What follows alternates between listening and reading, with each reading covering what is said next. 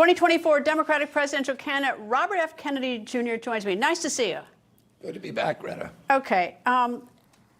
Anti-Semitism.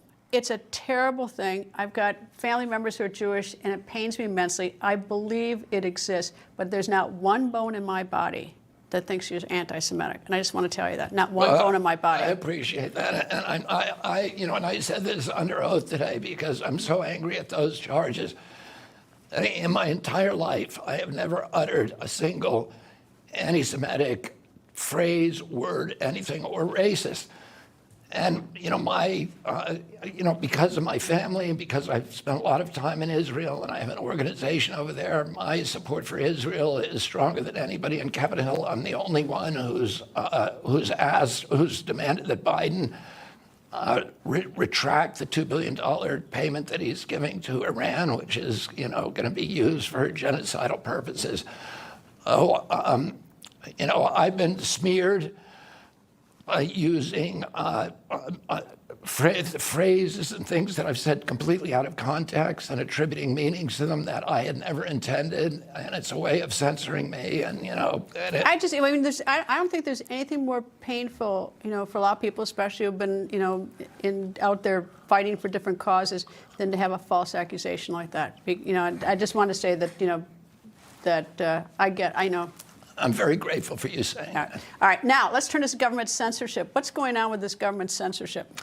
Well, the Judge Doty's decision, there's a federal judge in Louisiana. 2 attorney generals brought a case against the censorship by the White House.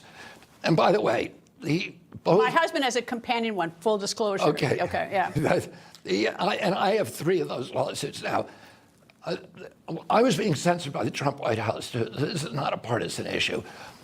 One of the things that it says in this lawsuit is that I was the first one that was who was censored by the Biden White House. Biden came in on January 21st, 2021. On the 23rd, White House officials contacted Facebook and asked them to take my account down.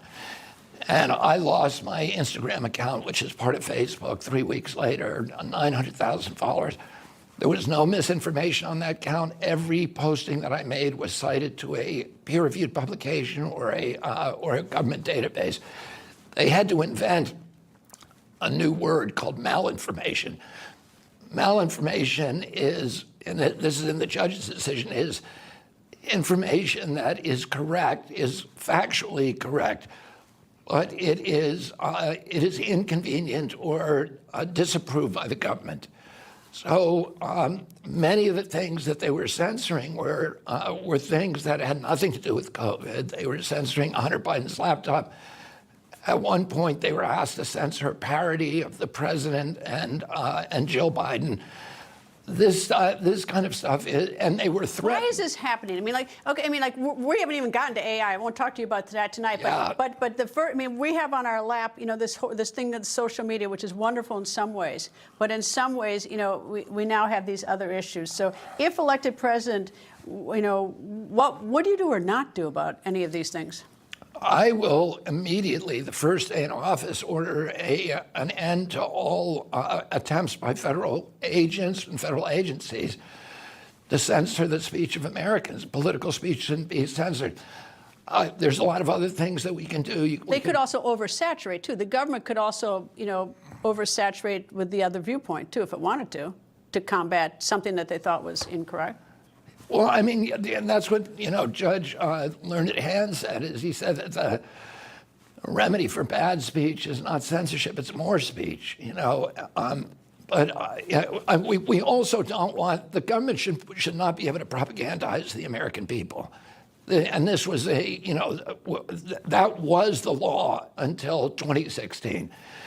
In 2016, President Obama signed an executive order that made it now at least provided a loophole that allows government agencies not only to censor Americans, but also to propagandize them. And that executive order needs to be withdrawn. I was looking forward to today's hearing because I thought there'd be a really good cerebral debate on these issues. And right out of the gate, it got fierce. And, it appeared to me that your own party was going after you, not for what you go, not on the issue of censorship, but there seemed to be sort of a subliminal message about running against President Biden.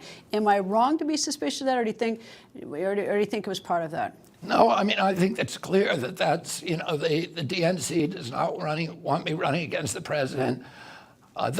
First of all, you had 102 congresspeople signing a letter to the committee chair asking that I not be allowed to speak. So they actually tried to censor a censorship debate. And, I was in the debate for a very good reason, which is that you've been censored. Well, I was the key person being censored. I'm all over the judicial decision.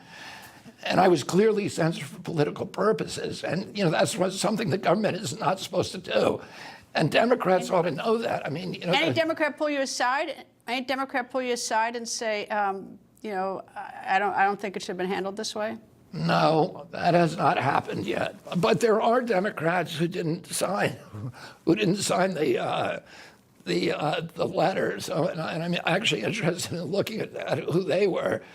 But, it's the DNC and the leader of the, kind of the attack was Debbie Wasserman Schultz, who was to run the DNC, who ran the DNC, and who was the architect of Bernie Sanders' ejection from the first place. So it's clear, I have a lot of appeal with rank and file Democrats. Our polling is showing that. When you get up to the upper echelons, to the people who want to protect President Biden and make sure that he's the candidate, the party people, I'm fighting an uphill battle. Robert F. Kennedy Jr., hope you come back. Thank you. Thank you for having me, Greta. Thank you for being here.